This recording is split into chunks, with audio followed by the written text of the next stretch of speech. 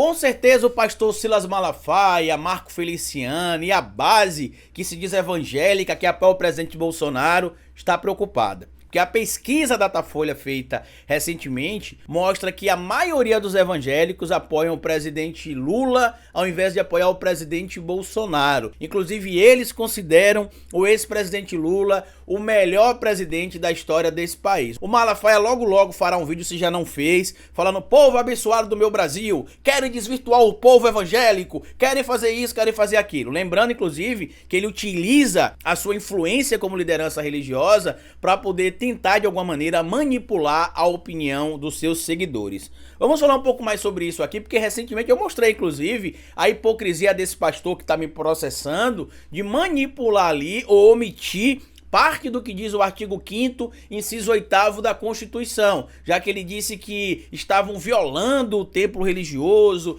que é o lugar sagrado, o lugar do culto é sagrado, e esqueceu ou categoricamente não quis mesmo citar o que dizia ali o restante do artigo 5º, inciso 8º. Mas vamos falar um pouco sobre essa situação envolvendo especificamente o povo protestante no nosso país que tem se manifestado aí favorável ao ex-presidente Lula.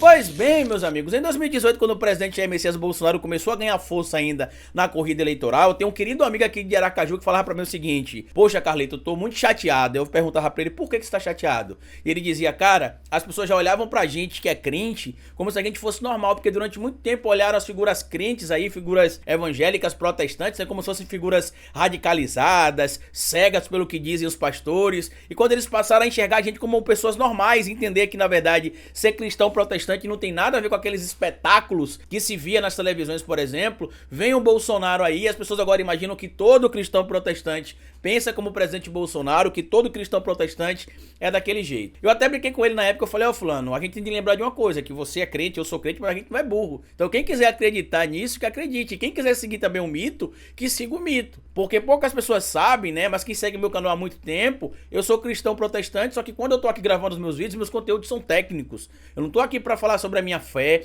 eu não frequento mais um templo religioso específico, eu basicamente professo a fé que está escrita ali na palavra de Deus, na Bíblia, sigo aquilo que eu acredito que deva ser sim o pensamento de um cristão ou de qualquer figura religiosa, e respeito todo tipo de crença, frequento inclusive outras crenças religiosas, admiro outras crenças religiosas e convivo muito bem com as minhas decisões, seguindo às vezes inclusive manifestações que acontecem em terreiros de candomblé, em centros espíritas, e nada disso me faz ter preconceito em relação à fé alheia e também me deixa menos próximo da crença que eu acredito também. Ao contrário, a gente precisa aprender a respeitar o próximo. E é nesse cenário que muita gente imagina que todo cristão protestante é fanatizado, como parte da base do Silas Malafaia, do Marco Feliciano e companhia mostra ali, é que eu venho aqui falar para vocês sobre essa pesquisa divulgada pelo Datafolha, que mostra ali que para 43% dos evangélicos, o ex-presidente Lula é o melhor presidente da história desse país, e apenas 19%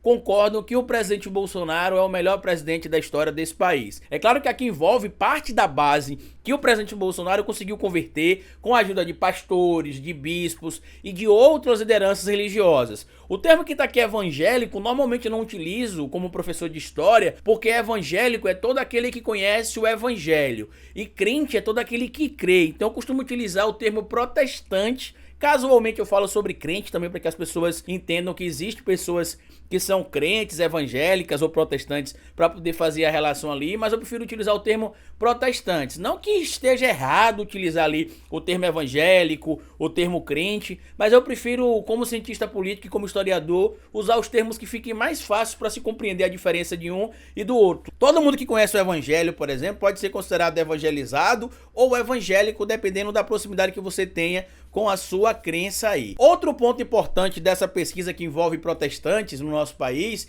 é que para 35% desse público, o presidente Jair Messias Bolsonaro é o pior presidente que esse país já teve. E o ex-presidente Lula seria considerado o pior presidente da história desse país por 25% desse público. Se você for levar ali em consideração a margem daqueles que acham que o Bolsonaro é o melhor presidente da história do país e aqueles que acham que o Lula é o pior, fica praticamente a mesma coisa dentro da margem de erro. Porque para 19% dos entrevistados nessa pesquisa que se dizem protestantes aí, o Bolsonaro Bolsonaro seria o melhor presidente da história do Brasil, levando em consideração que essa pesquisa tem uma margem de erro de 3 pontos percentuais para mais ou para menos, fica praticamente empatado ali. Então quem está dizendo que o ex-presidente Lula é o pior presidente da história desse país dentro do público protestante são os apoiadores do presidente Bolsonaro, que ainda estão infiltrados lá. O Silas Malafaia, como eu disse para vocês, chegou a falar em mais de uma oportunidade que o Lula nunca conseguiria ter voto do povo de Deus, né, do povo evangélico desse Brasil, porque ele não deixaria, ele mostraria quem era o Lula. E na verdade eu acho que o povo protestante do Brasil está acordando o Silas Malafaia e entendendo que crença religiosa, seja ela protestante, católica, copto, espírita, de matrizes africanas, muçulmana, judaica,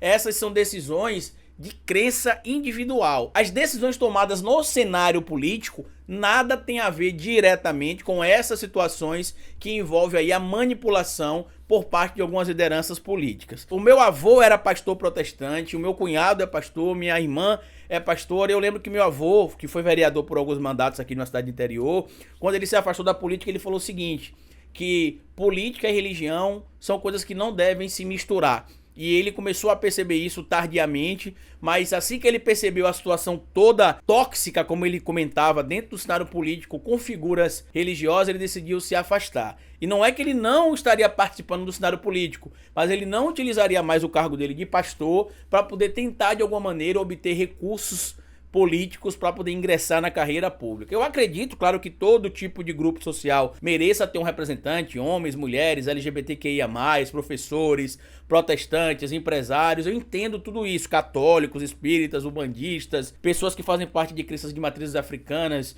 judeus, mas o que eu acredito é o seguinte, que a gente precisa ter responsabilidade quando você é líder religioso de um grupo de pessoas, porque elas passam a enxergar você como um exemplo a ser seguido. Então, ou vocês têm responsabilidade no que fazem, ou podem levar o Brasil para um buraco, como a gente viu acontecendo em 2018 e está acontecendo até agora, porque algumas lideranças políticas que viviam pulando de galho em galho, como foi o caso do Edir Macedo, do próprio Silas Malafaia, do próprio Marco Feliciano e de tantos outros aí, acabaram surfando a onda pró-Bolsonaro para poder ter recursos próximos a si ali, beneficiaram de alguma maneira. No caso do R.R. Soares e de outras figuras ligadas ao protestantismo, a gente já sabe que teve a questão dos impostos serem perdoados pelo governo Bolsonaro. Mas enfim, compartilha esse vídeo se vocês puderem, se inscreva no canal, deixa like, comenta o que você acha de toda essa situação de pessoas que são protestantes ali, considerando que o Lula foi o melhor presidente da história desse país, e uma parcela de 35% considerando que o Bolsonaro foi o pior, e é até o momento, né, o pior presidente da história desse país.